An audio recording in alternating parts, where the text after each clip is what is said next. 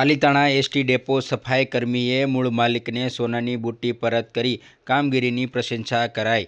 કહેવાય છે કે આજે પણ માનવતા અને પ્રામાણિકતા જીવંત છે, જેનો જીવંત કિસ્સો પાલિતાણા એસટી ડેપો ખાતે જોવા મળ્યો હતો।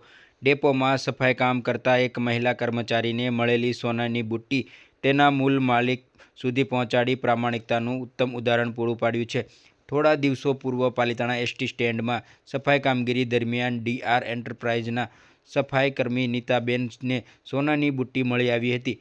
મોંઘી ઘાટદાર વસ્તુ ધરાવતા તેમણે લાલચ રાખ્યા વગર તુરંત પોતાના સુપરવાઇઝર ગિરીશભાઈ સાગઠિયાને આ બાબતની જાણ કરી હતી। ત્યારબાદ આ અંગે ડેપોના અધિકારીઓને જાણ કરી સોનાની બુટ્ટી ડેપોમાં સુપ્રત કરવામાં આવી હતી। આ દરમિયાન બુટ્ટીના મૂળ માલિક રાઠોડ કોમલબેન રમેશભાઈ ડેપોનો સંપર્ક કર્યો હતો અને તેમણે પોતાની પાસે રહેલી બીજી બુટ્ટીનો નમૂનો બતાવી પુરાવા રજૂ કર્યા હતા। ડેપો અધિકારીઓ દ્વારા યોગ્ય ખરાઈ કર્યા બાદ આ બુટ્ટી મૂળ માલિક પરત સોંપવામાં આવી હતી। આ પ્રસંગે depot manager R S. Vasava, ATI Mahendrasinh Gohil સહિતના સ્ટાફની ઉપસ્થિતિમાં કોમલબેનને તેમની ખોવાયેલી બુટ્ટી પરત કરવામાં આવી હતી। પોતાની કિંમતી વસ્તુ પરત મળતા કોમલબેન અને તેમના પરિવારે સફાઈ કર્મી નીતાબેન, સુપરવાઇઝર ગિરીશભાઈ સાગઠિયા અને એસટીની પ્રશંસા હૃદયપૂર્વક આભાર વ્યક્ત કર્યો હતો।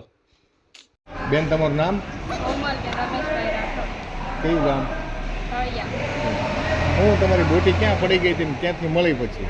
મોરબાથી અમે પાલિતાણા ઉતર્યા અને પાલિતાણા બસ ડેપોમાં મારી બુટ્ટી પડી ગઈ અને પાલિતાણાથી બસ ડેપોથી ચડી કામદારને ચડી અને બુટ્ટી મારી પાછી આપી દીધી।